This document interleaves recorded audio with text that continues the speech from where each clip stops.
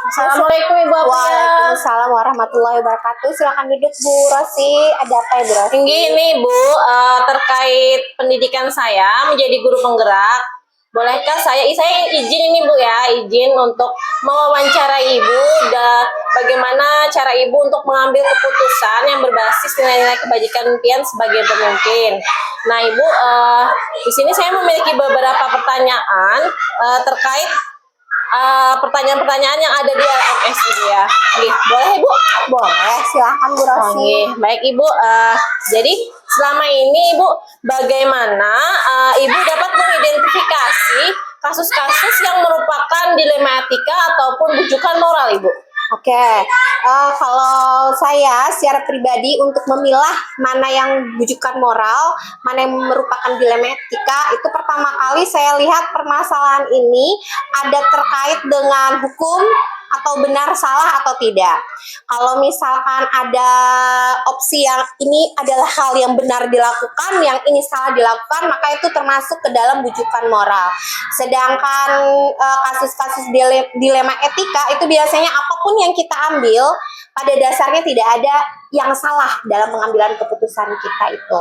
Oh ya Ibu ya, jadi Ibu ini pasti melihat dulu ya Ibu ya, bagaimana sih bujukan moral itu seperti apa, benar apa salah gitu ya Bu ya, sama seperti dilema etika seperti itu juga. Betul. Baik Ibu, selama ini bagaimana Ibu menjalankan pengambilan keputusan selama Ibu menjabat sebagai kepala sekolah di sekolah Ibu ini, terutama untuk kasus-kasus di mana ada dua kepentingan yang sama-sama benar atau sama-sama mengandung nilai-nilai kebajikan Ibu? Biasanya kalau saya menemukan kasus-kasus seperti itu, yang saya lakukan pertama kali adalah memilah dari sisi kepentingan. Misalnya ada dua kepentingan nih, yang satu ini benar, yang satu juga benar, nggak ada yang salah di antara kedua itu. Biasanya saya akan mengupayakan bagaimana supaya kedua orang tersebut merasakan keadilan dari saya. Artinya saya tidak berat sebelah, lebih ke A atau lebih ke B.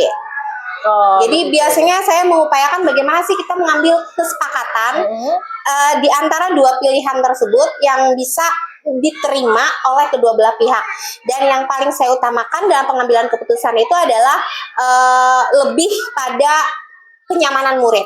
Oh begitu Bu ya, jadi gimana Ibu sebelum mengambil keputusan itu Ibu memilah dulu ya Ibu ya, mana yang benar dan mana yang salah, dan intinya adalah harus berpihak kepada murid seperti itu Ibu ya. Baiklah Ibu, nih langkah-langkah Ibu atau prosedur seperti apa yang biasa Ibu lakukan selama ini?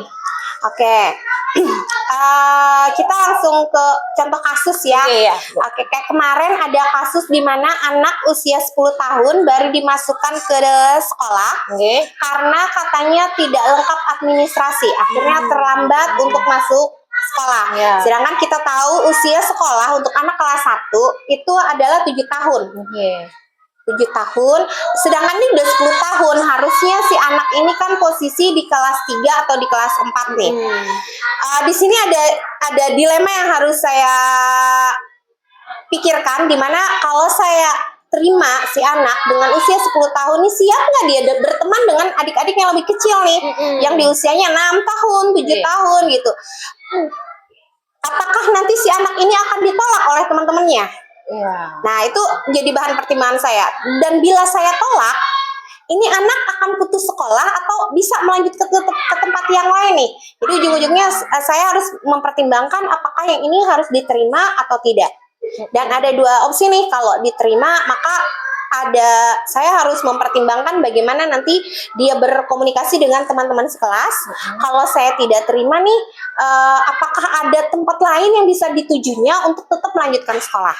Oh begitu Bu ya. Dari kasus tersebut saya mempertimbangkan, karena yang paling penting adalah bagaimana si anak tetap bisa melanjutkan pendidikannya. Artinya si anak tetap bisa mengenyam pendidikan. Untuk kemarin kan ada masalah lain yang harus dipikirkan, itu adalah masalah pengadministrasian. Karena di sekolah kita tahu sendiri ada data Dapodik yang menuntut agar anak-anak itu punya data administrasi yang lengkap. Seperti akte lahir, kartu keluarga, dan lain-lain. Dan si anak ini pada saat kemarin mau masuk ke sekolah ini kan tidak punya itu. Jadi akhirnya ini kalau saya tetap terima, ada lagi nih permasalahan baru nih dengan administrasi. Kalau saya tolak, nanti anak tidak akan sekolah. Dari situ akhirnya harus ada nih, kita pilih opsi yang menguntungkan kedua belah pihak, artinya anak tetap bisa sekolah, tapi sekolahan juga aman nih dengan datanya. Jadi kita sepakati akhirnya dengan orang tua kemarin, mereka bersedia untuk melengkapi data si anak dalam jangka waktu 3 bulan. Apabila dalam 3 bulan itu anak tidak bisa melengkapi, kemarin saya arahkan silakan tunggu sampai usianya bisa untuk dimasukkan ke paket A, walaupun berbiaya akhirnya kan. Dan orang tua ternyata memilih untuk menyepakati kesepakatan melengkapi pemberkasan dalam waktu 3 bulan itu. Dan untuk mengambil keputusan itu, setelah saya ngambil pun saya harus lapor ke dinas agar tidak terjadi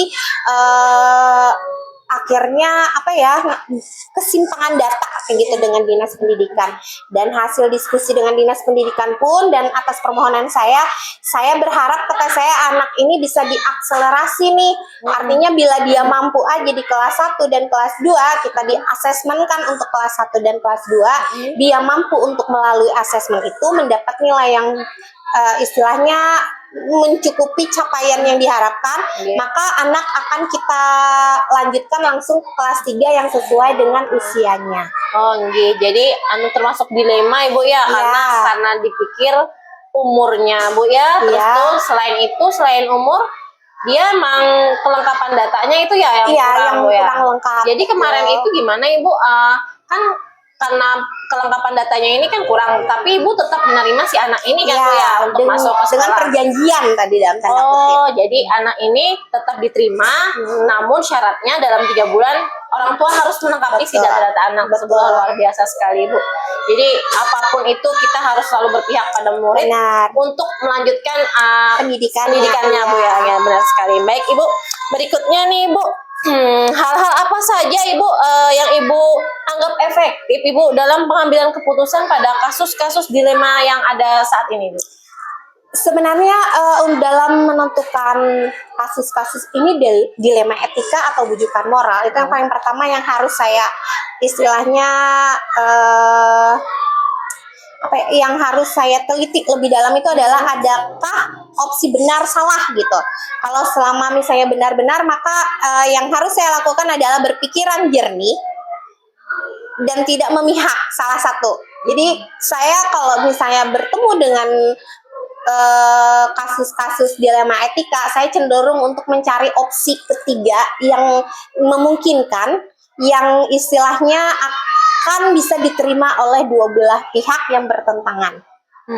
Gitu ya, Bu. Jadi kemudian Anda mencari opsi trilema gitu ya, bahwa opsi ketiga di mana dua-duanya sama-sama enak gitu ya, sama-sama nyaman. Dan untuk bisa mencapai itu biasanya saya harus berpikiran positif, tidak istilahnya benar-benar tidak memihak atau tidak berasumsi pada sesuatu. Karena pada saat kita mengasumsikan sesuatu, itu kemungkinan nanti bisa kalau kita pilih ini nanti ini gitu, pilih ini nanti gini gitu, lebih enak yang ini, walaupun sebenarnya mungkin yang pilihan satu pun baik kayak gitu. Jadi saya mengurangi berasumsi dengan pemikiran saya pribadi. Saya selalu mengupayakan saya berdiri di sisi orang lain, orang yang misalnya bila saya di posisi A ini, apa yang bisa saya lakukan? Kalau saya di posisi yang B, bagaimana yang saya rasakan? Nanti dari situ saya akan mengupayakan bagaimana kita bisa menemukan opsi-opsi lain yang memungkinkan bisa terpenuhi kebutuhan A dan kebutuhan B tanpa merugikan salah satunya. Oh gitu Bu ya. Jadi dimana kita harus mengesampingkan asumsi dari diri sendiri ya Bu ya. Jadi lebih berpikiran bagaimana kita memberikan fasilitas terbaik bagi anak-anak. Oke, benar Bu ya. Jadi kita harus memandang bagaimana sih kita ini berada di posisi mereka. Jadi supaya sama-sama ke arah yang positif. Seperti itu Bu ya. Baik Ibu, berikutnya Ibu, hal-hal apa saja Ibu yang merupakan tantangan dalam pengambilan keputusan dalam kasus-kasus yang ada selama ini? Tantangannya tuh sebenarnya kita berpikiran bahwa ini udah tepat belum ya yang saya ambil ini, karena mau ambil ini sebenarnya tepat aja juga, ngambil yang ini ya tepat aja juga.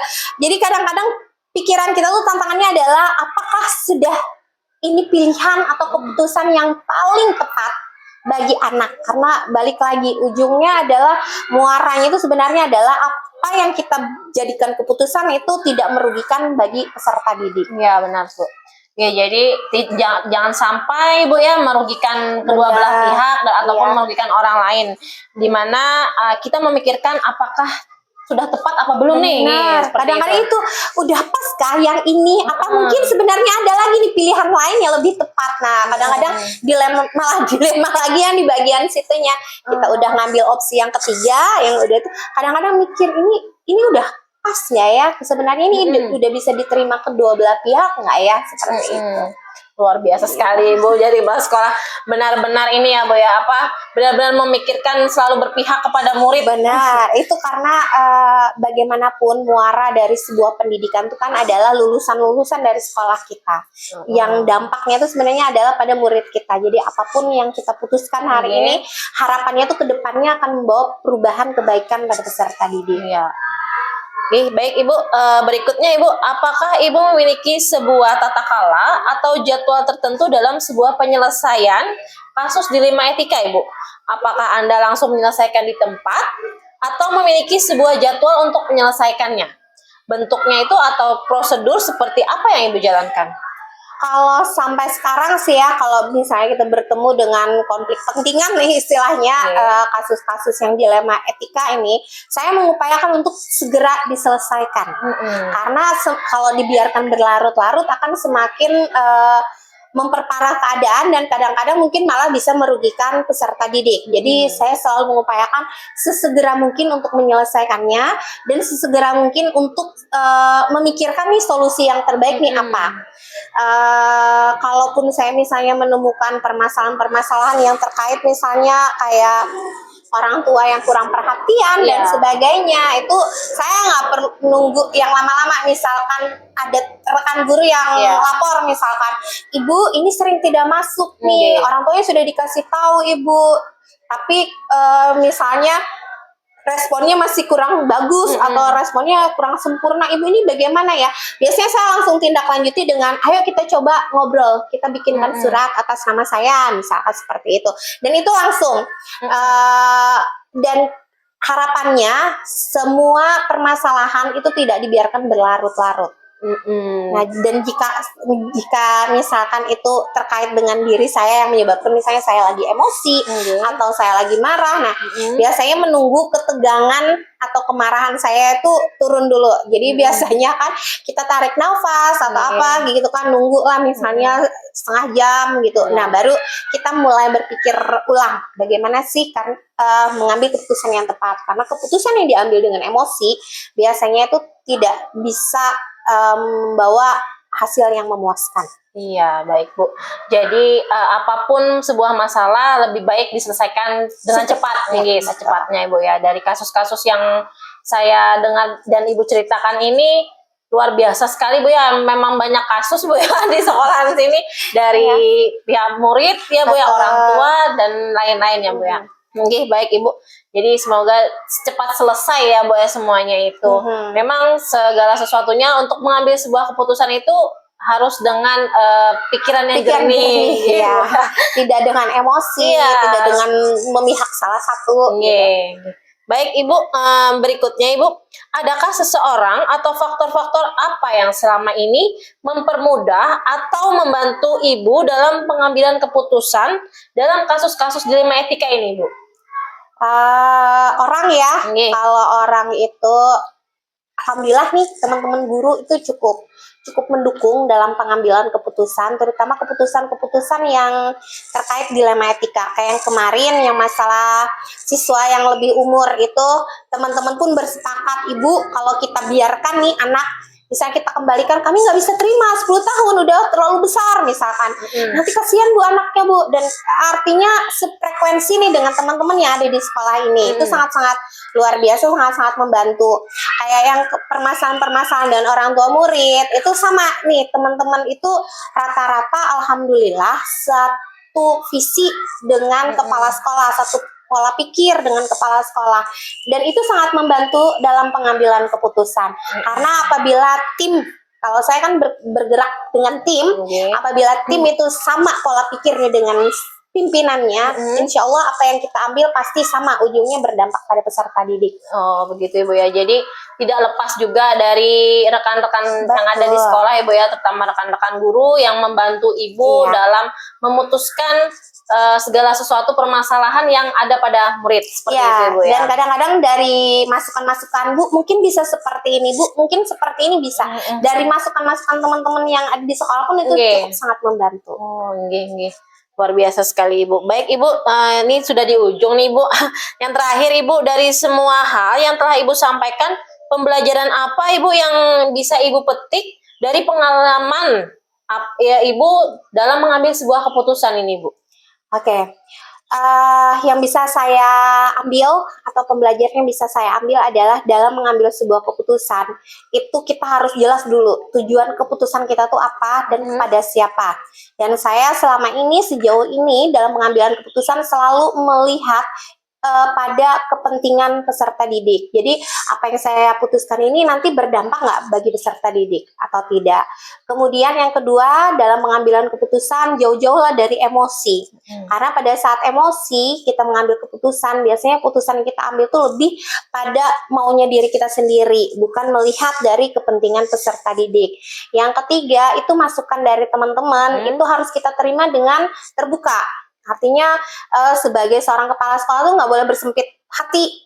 Artinya yang pendapat saya yang lebih baik nih, pendapat saya yang lebih bagus nih, tidak seperti itu. Artinya semua masukan dari teman-teman itu kita terima, kita jadikan sudut pandang yang berbeda. Nanti dari masukan-masukan teman-teman itu nanti bisa kita saring dan mungkin siapa tahu dari masukan-masukan itu dapat inspirasi-inspirasi baru yang akhirnya memberikan malah membuat kita memberikan keputusan yang lebih tepat.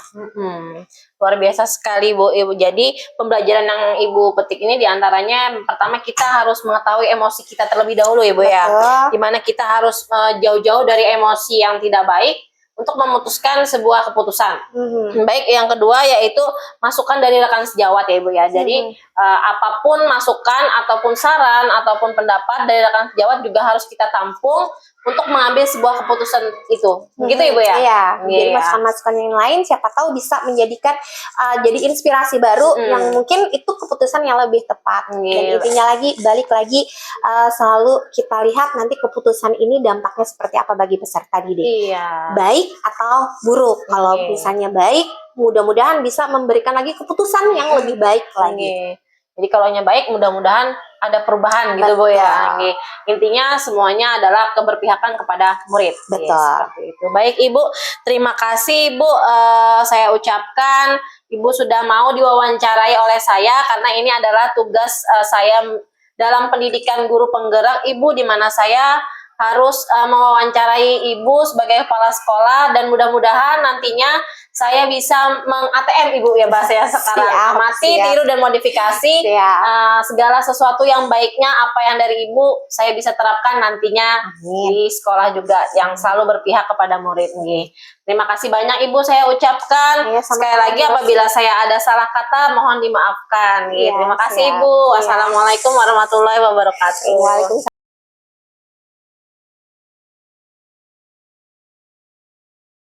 Assalamualaikum Ibu. Waalaikumsalam Bu Rosi. Bagaimana kabarnya Ibu? Alhamdulillah baik, sehat Bu. Alhamdulillah, semoga tetap semangat Bu ya. Semangat. Jadi begini Ibu, tujuan saya ke sini ingin berbincang santai nih Bu. Ulun izin untuk melakukan wawancara terkait tugas pendidikan penggerak saya Ibu di RMS, bagaimana pengambilan keputusan berbasis nilai-nilai kebajikan sebagai pemimpin Ibu ya. Baik, silakan Bu Rosi. Jadi boleh Ibu? Silakan. Langsung saja ya Ibu, terima kasih. Baik Ibu, selama ini Ibu bagaimana Ibu dapat mengidentifikasi kasus-kasus yang merupakan dilema etika ataupun bujukan moral Ibu? Iya, kalau untuk mengidentifikasi permasalahan ini yang pasti kita lihat kasus-kasus tersebut itu bertentangan dengan aturan-aturan yang berlaku atau aturan hukum atau tidak. Nah, seperti itu. Kalau itu melakukan pelanggaran yang aturan hukum, nah itu disebut dengan bujukan moral. Jadi kita tidak bisa mentoleransi seperti itu ya.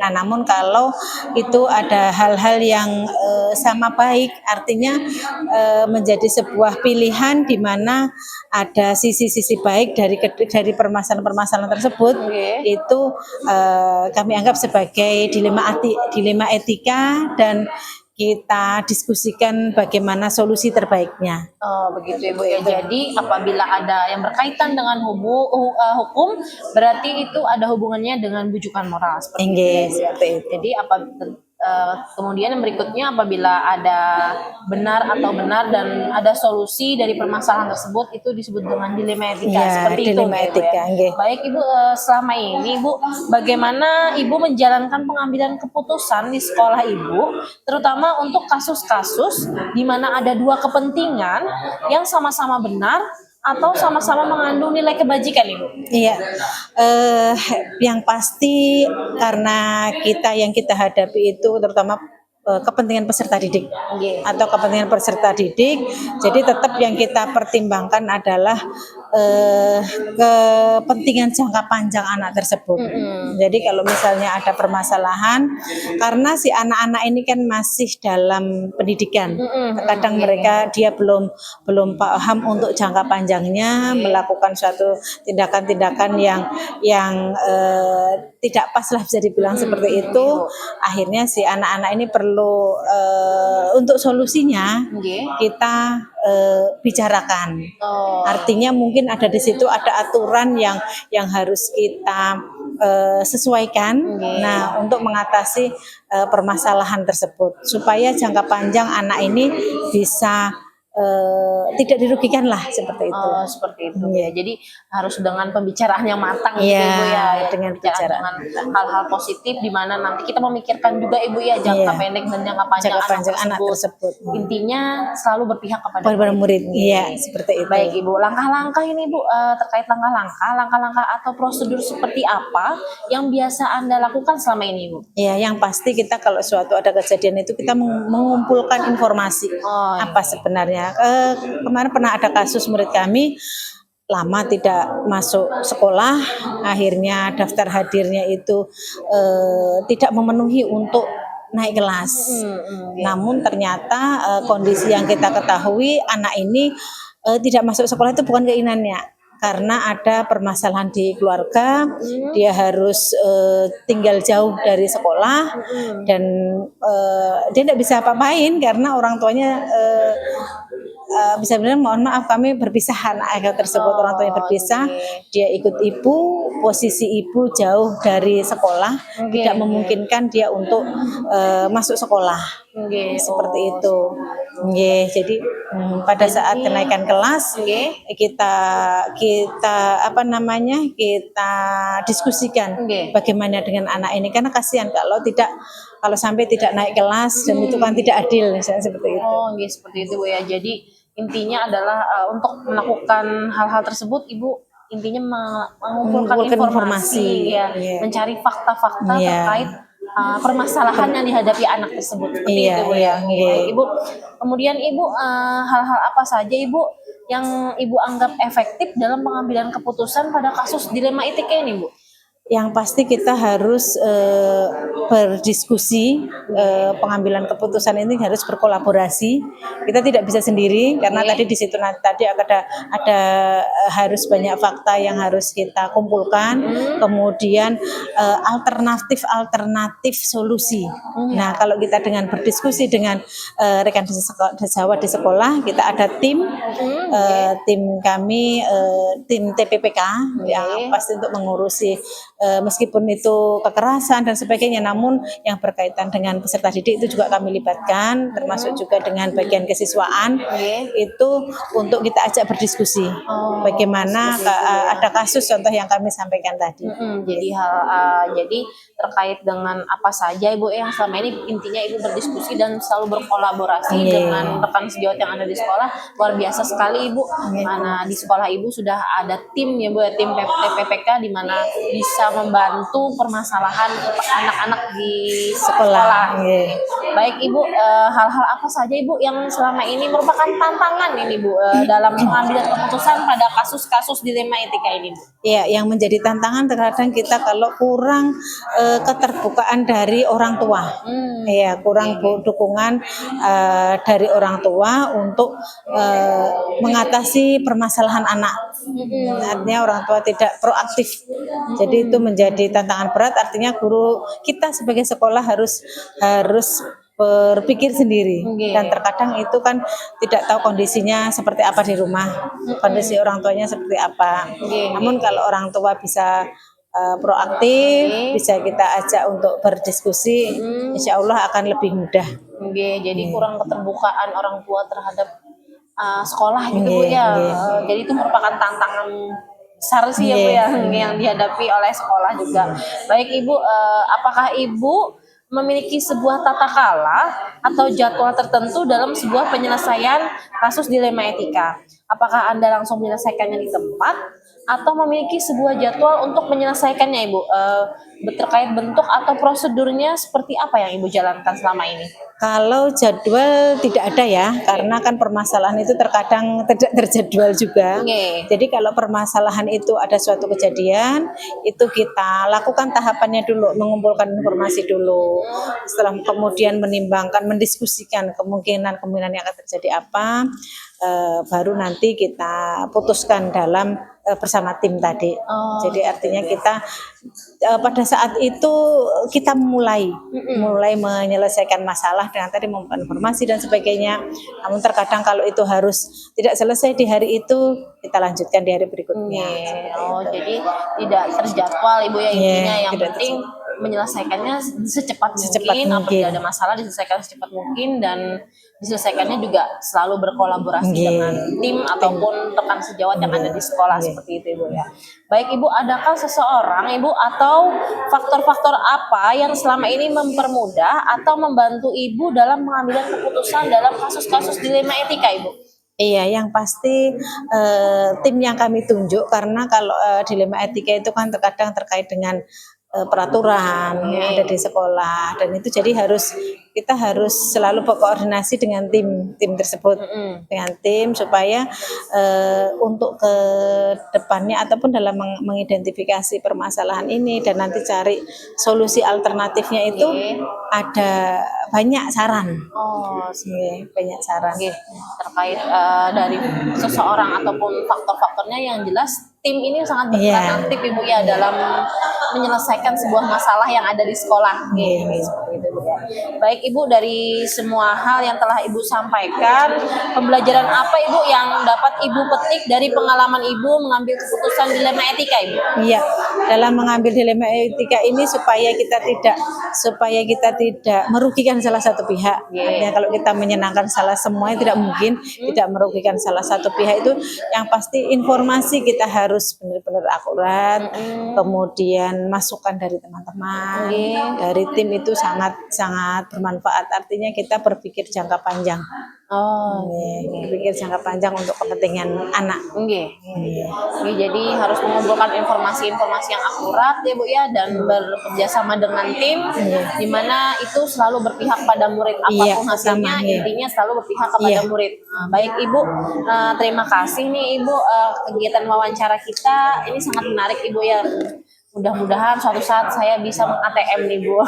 Sama-sama Bu, kita meniru perbuatan Ibu sebagai kepala sekolah, di mana saya bisa nanti menerapkan dengan baik dan bisa menyelesaikan sebuah permasalahan dengan cara 9 langkah pengambilan keputusan ini Bu ya. Baik Ya, Ibu, terima kasih. demikian wawancara kita pada hari ini. Apabila saya ada kesalahan perkataan ataupun perbuatan, tolong dimaafkan. Iya, sama-sama. Terima kasih, Bu. Assalamualaikum warahmatullahi wabarakatuh. Salam, sehat selalu.